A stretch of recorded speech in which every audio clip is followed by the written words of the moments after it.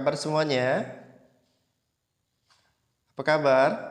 Ya, puji Tuhan, semuanya dalam keadaan sehat ya. Itu harapan kita bersama, bahwa kita selalu sehat dan kita tetap sehat karena kita punya Tuhan Yesus yang selalu menjaga dan melindungi kita.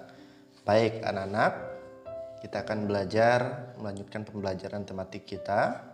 Nah, hari ini kita akan belajar bersama-sama dari tema 4, yaitu masih di subtema 1 dari pelajaran 3 sampai ke 5. Anak-anak boleh buka, siapkan bukunya juga dari halaman 18 ya, sambil menyimak materi yang akan Mister sampaikan.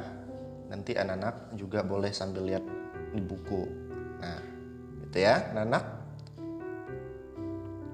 Nah, bersama dengan Mister Alvinus, ada Miss Ri, dan juga ada Madam Cica, gitu ya. Jadi kita akan belajar, nanti juga akan ada pertemuan di meeting untuk mengisi setiap pertanyaan-pertanyaan yang ada di buku. Baik, Mister lanjutkan ya. Sebelumnya Mister mau menyampaikan tujuan daripada pembelajaran pada hari ini. Tolong anak-anak simak ya, tujuan daripada pelajaran. Tujuan pembelajaran yang akan dicapai pada hari ini. Yang pertama adalah dengan membaca teks, siswa dapat menunjukkan ungkapan atau kalimat saran, masukan, dan penyelesaian masalah sederhana dengan tepat. Kedua, ayo sama-sama Mister ya. Dengan mengamati teks tulis tentang hak, siswa dapat menuliskan saran tentang kewajiban yang seharusnya dilakukan dengan tepat. Next, dengan membaca teks, siswa dapat mengidentifikasi kewajiban dan hak sebagai anggota keluarga berkaitan dengan pakaian dengan tepat.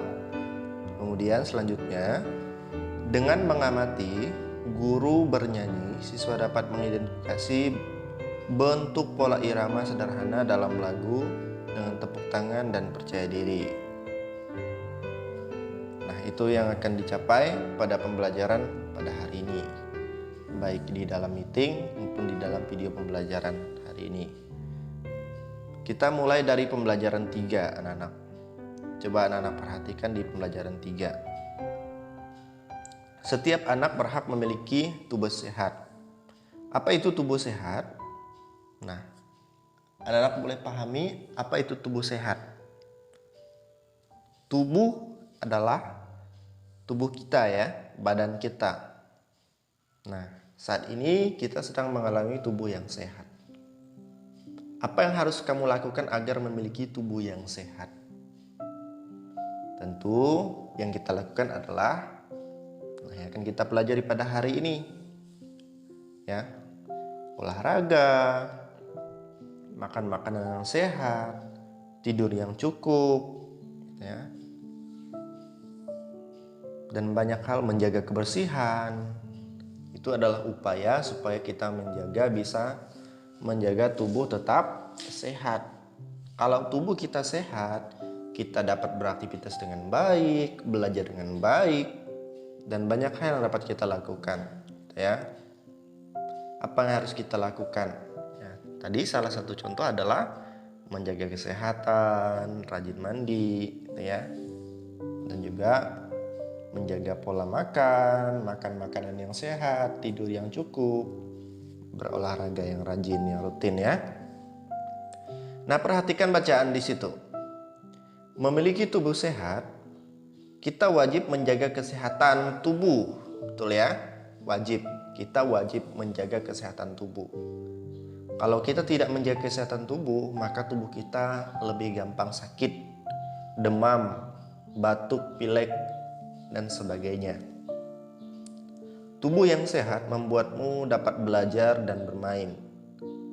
Tubuh yang sehat juga membuatmu dapat berjalan dan bekerja. Tubuh yang sehat membuatmu dapat bergerak aktif dan gesit. Kalau kita memiliki tubuh yang sehat, maka semuanya bisa kita lakukan dengan baik. Tetapi apabila tubuh kita ini lagi demam, lagi sakit, maka semuanya yang kita lakukan itu tidak enak. termasuk makan. Seharusnya gini anak-anak, seharusnya kita makan yang enak, makanan kesukaan kita. Tetapi karena tubuh kita ini lagi demam, lagi sakit, maka semuanya itu jadi tidak enak. Padahal sebenarnya makanan itu tetap enak. Tetapi bagi kita yang lagi sakit ini, waduh, itu tidak enak ya. Nah, makanya sangat penting untuk kita menjaga tubuh agar tetap sehat, gitu ya. Nah, setiap anak berhak memiliki tubuh yang sehat. Namun, ada juga yang mudah sakit. Tubuh anak yang sakit menjadi lemah sehingga susah bergerak. Mereka seharusnya menjaga tubuh agar selalu sehat. Jadi, memiliki tubuh yang sehat itu adalah hak setiap orang, setiap anak, setiap kita. Ya, kita berhak memiliki tubuh yang sehat. Nah, kewajiban kita adalah menjaga supaya tubuh kita ini tetap sehat, gitu ya. Selanjutnya, menjaga tubuh tetap sehat merupakan kewajiban kita semua. Apa yang harus kita lakukan anak-anak? Yang pertama, makan makanan yang bergizi dan dengan teratur. Kedua, istirahat yang cukup. Istirahat itu tidur yang cukup. Ketiga, rajinlah berolahraga. Dan keempat, minum air putih baik untuk tubuh. Ya. Jadi ada 4 hal yang kita amati di situ. Yang pertama, makan yang cukup, makan yang bersih, yang bergizi, ya, makan sayur, buah. Seperti setiap hari Jumat sekolah kita mengadakan yaitu free food day ya, makan buah dan sayur. Nah, ini merupakan satu hal yang baik untuk dilakukan, gitu ya. Nah, terus olahraga, kemudian makan makanan 4 sehat 5 sempurna. Ada makanan pokok, nasi, roti, jagung, dan sebagainya. Terus kemudian ada sayur, ada buah-buahan, ada lauk pauk, dan susu. Kemudian anak-anak kita masuk di pembelajaran 4. Nah, anak-anak boleh simak di pembelajaran 4. Nanti di bukunya itu kalau ada tulisan-tulisan yang bersifat mengisi, nanti akan dijelaskan di dalam pertemuan meeting. Coba anak-anak perhatikan bukunya halaman 25. Ya, halaman 25. Tahukah kamu kewajiban yang harus kamu lakukan agar tubuh sehat? Nah, kewajiban kita yang harus kita lakukan agar tubuh kita tetap sehat. Apa yang sudah kamu ketahui tentang hak mendapatkan makan? Kita sebagai anak, kita berhak mendapatkan makan di rumah ya. Berhak mendapatkan makan. Nah, tetapi kita juga punya tanggung jawab, punya kewajiban juga di rumah. Selain kita berhak mendapatkan makan, kita juga ada kewajiban yang harus kita lakukan di rumah, ya. Bacalah teks berikut ini. Berilah saran apa yang sebaiknya dilakukan. Nah, kita akan lihat teks. Yang pertama, apa yang harus kita lakukan? Saran. Kita diminta untuk memberikan saran ya. Anak-anak perhatikan halaman 25 itu. Ibuku selalu menyediakan makanan yang sehat dan bersih. Aku lebih suka jajan. Apa sebaiknya yang aku lakukan? Saran. Anak-anak boleh jawab ya. Apa yang harusnya kita lakukan? Ibuku selalu menyediakan makanan yang sehat dan bersih. Aku lebih suka jajan. Apa yang sebaiknya aku lakukan? Sebaiknya saran yang baik yang harus dilakukan adalah di sini ibu kan menyediakan makanan yang sehat dan bersih. Sebaiknya kita mengurangi jajan dan kita bisa makan di rumah. Karena kita tahu bahwa ibu kita sudah menyediakan makanan yang sehat. Jadi kalau kita jajan, kita tidak tahu nih yang kita jajan itu, yang kita beli itu sehat atau tidak, karena kita tidak mengetahuinya. Ya. Sedangkan kalau di rumah kita sudah tahu, ibu selalu memberikan yang terbaik, makan makanan yang sehat, yang bergizi, gitu ya. Nah, itu saran. Kemudian yang kedua, setiap hari ibuku menyiapkan sarapan pagi. Aku sering terburu-buru dan tak sempat sarapan. Apa yang harus aku lakukan? Nah, di sini ibu sudah menyiapkan sarapan pagi. Saran yang harus diberikan, kita harus menghargai ibu yang sudah masak sarapan. Jadi kalau kita sering terburu-buru dan tidak sempat sarapan,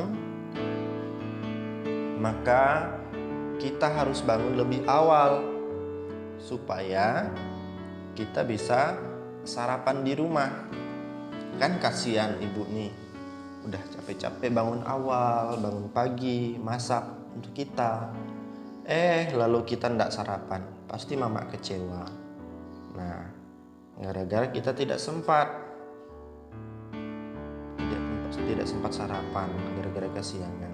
Yang harus kita lakukan adalah kita harus bangun lebih awal supaya bisa sarapan dan menikmati sarapan yang dibuat oleh ibu. Ketiga, ibu menyampaikan bahwa tanganku harus bersih ketika menyentuh makanan. Aku merasa itu tidak penting. Apa yang sebaiknya aku lakukan? Ayo anak-anak coba jawab sendiri. Lihat di halaman 26 itu. Apa yang sebaik kita lakukan? Kita harus mencuci tangan terlebih dahulu sebelum menyentuh makanan, karena kita tidak tahu berapa banyak kuman yang menempel di tangan kita. Sebaiknya sebelum kita makan, menyentuh makanan yang akan masuk ke dalam mulut kita, ke dalam perut kita, kita harus menjaga kebersihan supaya kita terhindar dari kuman, dari setiap penyakit. Gitu ya, anak-anak, yang harus kita lakukan. Kemudian yang keempat, ayah selalu mengingatkanku agar berdoa sebelum dan sesudah makan.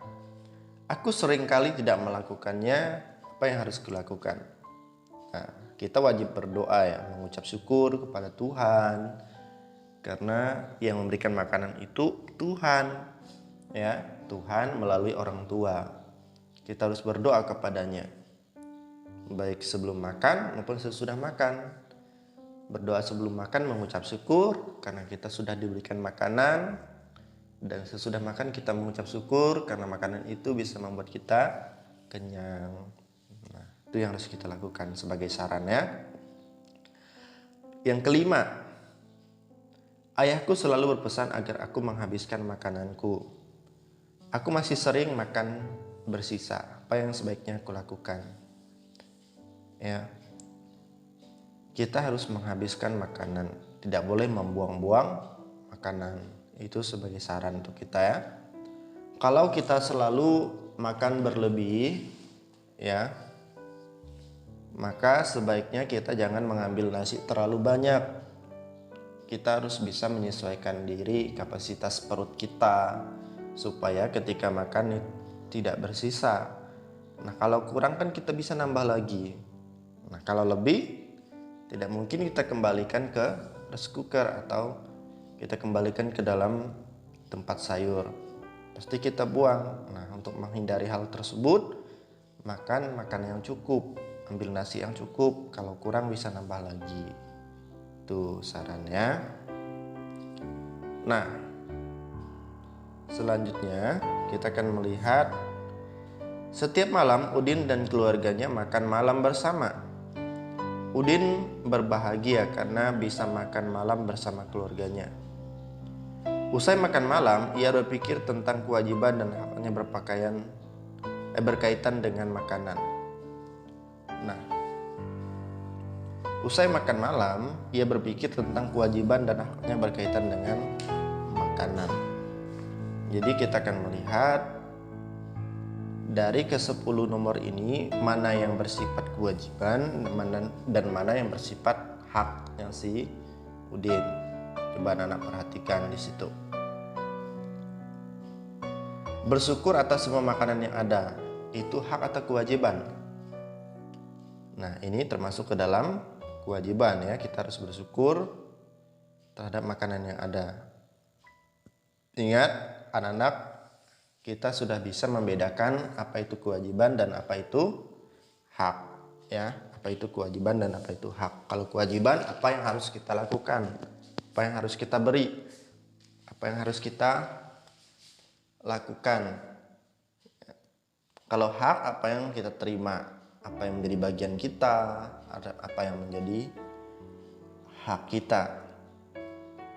Mendapat makanan sehat dan bersih, ini termasuk ke dalam apa, anak-anak?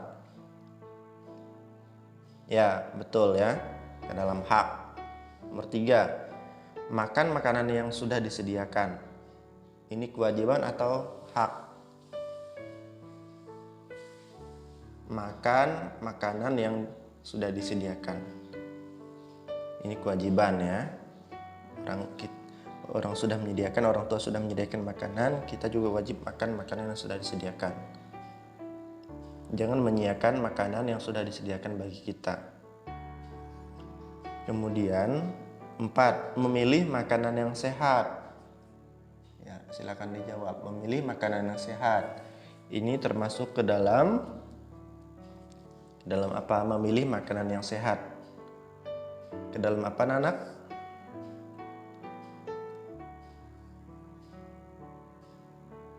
Hak ya. 5, mendapat sarapan pagi sebelum ke sekolah, itu hak.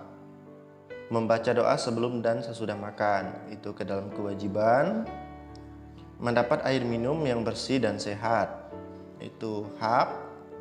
Mengambil makanan secukupnya, itu kewajiban.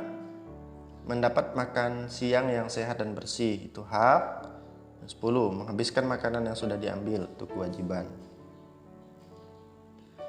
Bersyukur atas semua makanan yang ada ya. Mendapat makanan yang bersih, makan makanan yang sudah disediakan. Oke, ini sama tadi ya. Kita lanjutkan. Setelah makan malam, ini sama juga. Nah, pernahkah kamu tidur nyenyak di malam hari? Pasti sering ya, kita tidur nyenyak. Kita sudah tidur, bangun pagi dengan tubuh yang kuat, sehat, karena kita sudah tadi malam tidur dengan nyenyak, ya. Apa akibatnya kalau kita tidur nyenyak? Pasti kita merasakan bahwa ketika bangun pagi dengan tubuh yang sehat, seperti gambar di atas itu ya. Bagaimana rasanya kita bangun tidur dengan nyenyak? Pasti kita bangun dengan tubuh yang sehat, yang segar gitu ya. Nah anak-anak, sekarang kita masuk ke pembelajaran 5. Rumah tempat berlindung. Punya rumah? Oke, pasti semua punya rumah ya. Walaupun bukan rumah kalian, masih rumah orang tua, tetapi milik bersama ya, milik keluarga kalian. Nah, ada rumahnya mirip seperti ini, dan ada juga rumah yang lebih bagus dari rumah ini ya. Setiap orang wajib melindungi dirinya dari bahaya. Salah satu tempat perlindungan adalah tempat tinggal. Setiap orang berhak mendapatkan tempat tinggal. Tempat tinggal biasanya berbentuk rumah. Rumah yang memiliki bentuk yang berbeda-beda, tetapi manfaatnya sama gitu ya. Rumah memiliki bentuk yang berbeda-beda, tetapi manfaat daripada rumah tetap adalah melindungi kita dari bahaya, misalnya dari hujan. Kalau hujan kita bisa berteduh di rumah, dari angin ya, kita bisa berteduh di rumah, dari panas, dari sengatan binatang liar misalnya, sengatan serangga. Itu banyak sekali manfaat daripada rumah ya. Kalau kita tidak punya rumah, kita tidur di luar itu sangat berbahaya. Gampang masuk angin, mudah masuk angin, dan sesuatu hal yang tidak diinginkan pasti banyak terjadi. Nah, kalau di rumah kita aman, kita bisa menyimpan barang-barang berharga, ya, dan banyak sekali manfaat daripada rumah. Nah, ini rumah yang lebih canggih ya, tingkat 2.